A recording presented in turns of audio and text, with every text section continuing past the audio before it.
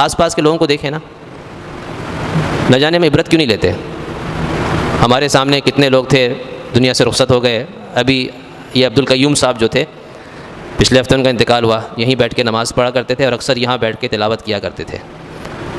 تو ہم نے پچھلے ہفتے سوچا تھا کہ اس اتوار کو ادھر نہیں ہوں گے. کسی نے سوچا تھا یہ؟ ہمارے بادشاہ خان صاحب 3 دن 4 دن پہلے ان کا انتقال ہوا.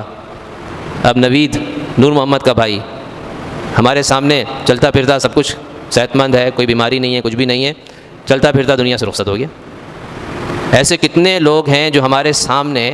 اب اس میں یہ بھی کوئی ضروری نہیں ہے کہ جو 80 سال کو پہنچتا ہے وہی ہمارے سامنے مر رہا ہے، 70 سال کو پہنچتا ہے مر رہا ہے، 30 سال میں بھی انسان دنیا سے جا رہا ہے، 40 سال میں بھی جا رہا ہے. کسی نے 10 دن دیکھے ہوتے ہیں وہ بھی دنیا سے جا رہا ہے. یعنی اس کی کوئی مدت ہمیں نہیں پتہ. کہ آپ قبرستان جائیں تو آپ کو وہاں پر اگر 80 سال کے بوڑھے شخص کی قبر نظر آئے گی تو 80 گھنٹے کے بچے کی قبر بھی نظر آئے گی، بلکہ 80 سیکنڈ والے بچے کی بھی قبر آپ کو مل جائے گی. ہر عمر کی قبر وہاں بنتی ہے. قبرستان میں آپ جائیں تو آپ کو صرف بوڑھوں کی قبر نہیں ملے گی، جوانوں بچوں کی قبر بھی ملے گی.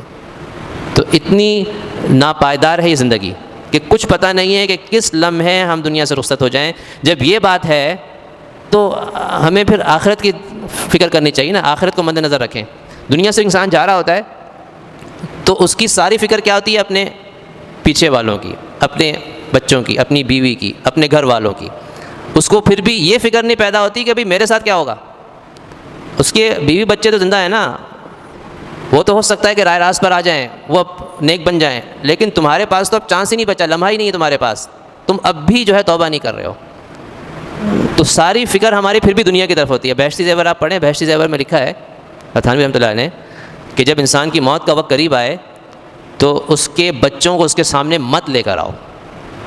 ہم کیا کہتے ہیں جب آخری وقت ہوتا ہے نا؟ بچوں کو سامنے لے کر آؤ، پوتوں کو نوازوں کو سامنے لے کر آؤ، چھوٹے بچوں کو سب کو سامنے لے کر آتے ہیں.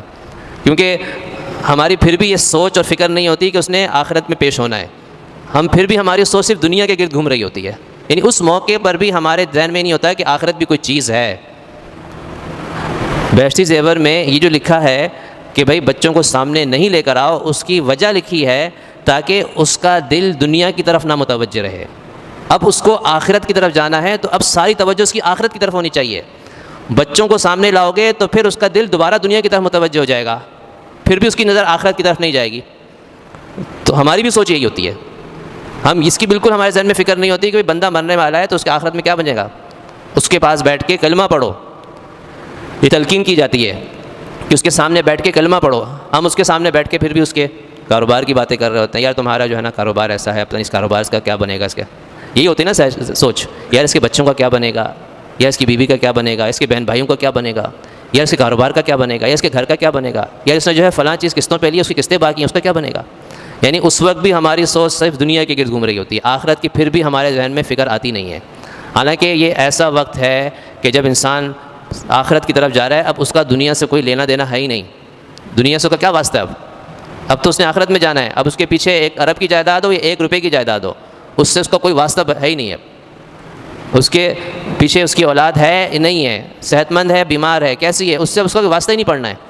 اب تو اس نے صرف اپنے اعمال اللہ کے حضور پیش کرنے ہیں. اللہ تعالیٰ نے اس کے اعمال کا حساب لینا ہے کہ بھئی تمہارے اعمال کیسے لے کر آئے، کس قسم کے اعمال تم لے کر آئے ہو. ما قدمت یدا، کہ جو اس نے آگے بھیجا ہوگا اسی کا اس نے حساب دینا ہے.